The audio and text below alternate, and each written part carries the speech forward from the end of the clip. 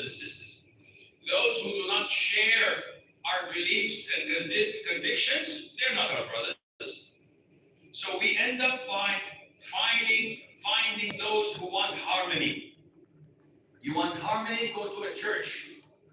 They sing in harmony. We in Islam don't have such thing as harmony. We have laws, regulations. Yes, this believer, he has a covenant, we respect him, we honor him, we give him da'wah, but we don't call him a brother. We don't give him honor more than the Muslims. We don't give him control over the Muslims. He cannot rule Muslims. He cannot be in power over Muslims because he's a kafir. This is our conviction and belief according to Quran and Sunnah. Of course, politics and diplomats maybe don't believe in Quran and Sunnah. They have a different way. We as Muslims have only one way. One way to Jannah. There is no second highway or train or airplane. Only one straight path that leads you to Jannah. And this is why we know the mistake of the liberals when they come and say that he is a kafir. Label him as such. Yes, you don't have to meet the Christian and say, hi kafir, what's happening? This is bad for da'wah. You don't want to do this. But in your heart you acknowledge, if he dies like this, straight to heaven, first class. No doubt in that. But I give him da'wah. I try to be kind. I give him some busa. I give him some soup in Ramadan so that soften his heart to call him. Maybe if I manage to guide him, Allah would reward me. How? Allah orders me in the Quran and do good. Indeed, Allah loves the doers of good. So you have to do good to the disbelievers. And if they don't show that enmity, they're not hostile towards me. He's a kafir, he's a Christian, he's a Jew, he's a Buddhist, he's a Hindu.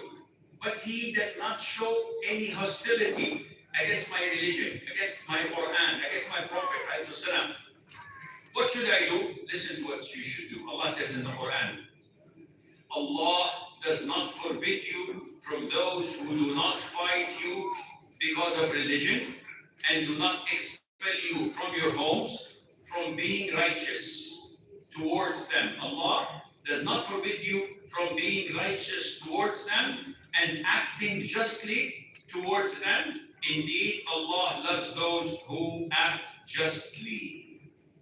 So, how do we coexist? By this. I have a neighbor who sells in his shop. He's a disbeliever. What should I do? Be kind to him. Give him gifts. Greet him in the morning, but without saying, Assalamu alaikum. Never, ever begin a kafir with Assalamu alaikum. What happens if the kafir comes and says, Assalamu alaikum? What do? Wa alaikum. Full stop. Don't continue.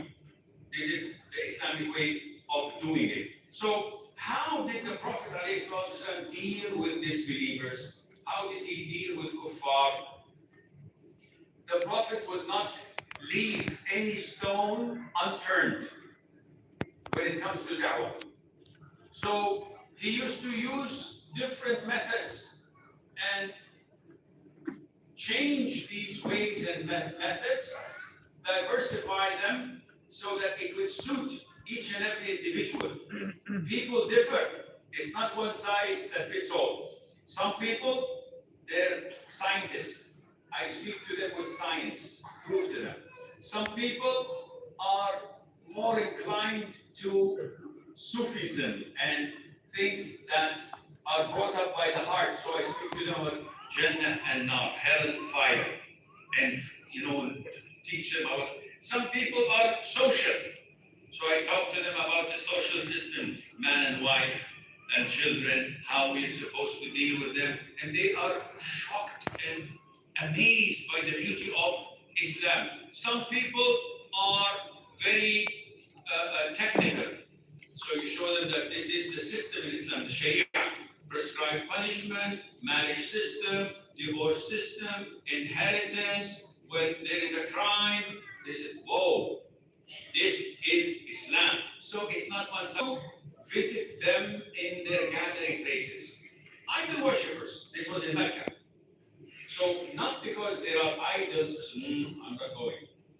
Why? Because this is idol. No, the Prophet used to go there. Because he has two evils. And he is wording the biggest evil with the lesser evil. So he used to go to their clubs, to their gathering places. He used to recite the Quran. And he used to give them gifts and accept their gifts. All of this trying to soften their hearts.